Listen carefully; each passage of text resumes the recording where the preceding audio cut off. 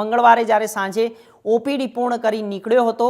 પાલીતાણાની હોટલમાં રોકાયેલા તબીબ સ્ટુડન્ટનો હોટલોમાંથી ચેકઆઉટનો સમય થતાં હોટલ સ્ટાફ રૂમમાં ગયો ત્યારે સ્ટુડન્ટના મોઢામાં ફીણ નીકળતા હોવાનું માલુમ પડતા 108 બોલાવી તેને તાત્કાલિક ભાવનગર હોસ્પિટલ સરકારી હોસ્પિટલમાં સારવાર માટે ખસેડવામાં આવ્યો। આ ઘટનાને લઈને ભાવનગર મેડિકલ કોલેજની ડીન અને ડૉક્ટર ચિન્મય શાહે જણાવ્યું હતું કે વિદ્યાર્થી ગઈકાલ રાત્રિના હોસ્પિટલમાં ઓપીડી પૂર્ણ કરીને નીકળ્યા હતા અને ત્યારબાદ પાલીતાણાની હોટલમાં દવા પીધેલી હાલતમાં મળી આવ્યો, જ્યાંથી તેઓએ અહીં સારવાર માટે બોલાવવામાં આવ્યા।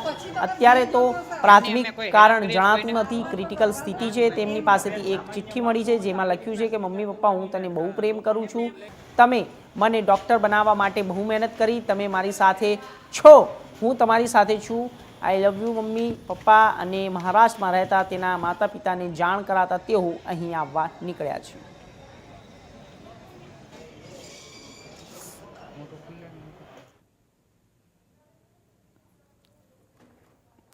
તો આપણે જણાવી દઈએ કે જે જમાનો અત્યારે ચાલી રહ્યો છે, આ ડૉક્ટર બનવા પાછળના ઘણા બધા કારણો હોઈ શકે છે।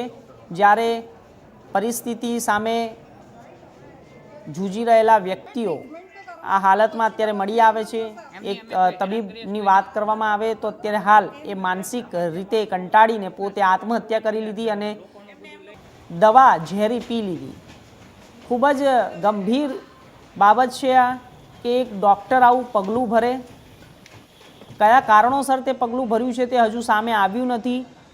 મહારાષ્ટ્રનો યુવક છે, તેના મા બાપે ખૂબ સારી મહેનત કરી હતી તેને ડૉક્ટર બનાવવા પાછળ, કારણ કે અત્યારના જમાનાની અંદર ડૉક્ટર બનવું એટલે સૌથી પહેલાં તમારી પાસે એટલા પૈસા હોવા જોઈએ જ્યારે તમે ડૉક્ટર બની શકો છો, કારણ કે ડૉક્ટર બનવા માટેનું ભણતર પણ ખૂબ જ મોંઘું છે।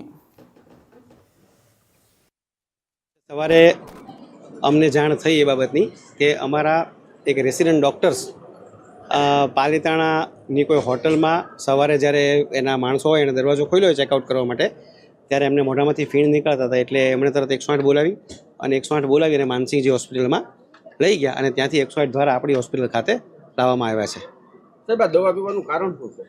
અત્યારે તો કંઈ પ્રાઇમરીલી જણાતું નથી, કારણ કે અત્યારે ક્રિટિકલ કન્ડિશન છે, પણ એમણે જે લખ્યું છે એમાં એવું લખ્યું છે ખાલી કે મમ્મી પપ્પા, હું તમને બહુ પ્રેમ કરું છું, તમે મને ડૉક્ટર બનાવવા માટે સારી મહેનત કરી, તમે મારી સાથે છો ને હું તમારી સાથે છું, આઈ લવ યુ મમ્મી પપ્પા, આવું એટલું લખ્યું છે। ના ના, એવું એટલા માટે ન કહી શકાય કારણ આજથી 3 મહિના પહેલાં એટલે મે મહિનામાં પણ આ જે ડૉક્ટર મિત્ર હતા એ બાઇક લઈને ગયા હતા, ત્યાં આગળ પાલીતાણા પણ બાઇક લઈને ગયા હતા, સોમનાથ પણ બાઇક લઈને પહોંચી ગયા હતા। સાંજે 6 વાગ્યા પછી એમનો ફોન ટ્રેસ નહોતો થતો એટલે પછી મિત્રોએ પોલીસ ઇન્ફોર્મ પણ કરેલું મે મહિનામાં, એટલે કરવા ગયા હતા ત્યારે એવું કીધું હતું કે ભાઈ 24 કલાકમાં જો ન મળે તો આપણે આગળ પ્રોસેસ કરશું, પણ 24 કલાકમાં પાછા આવી ગયા હતા। એમના પેરેન્ટ્સ એમને આવી અને અઠવાડિયા માટે પાછા ઘરે લઈ ગયા હતા અને પછી સ્વસ્થ થયો એટલે પાછા આવી ગયા।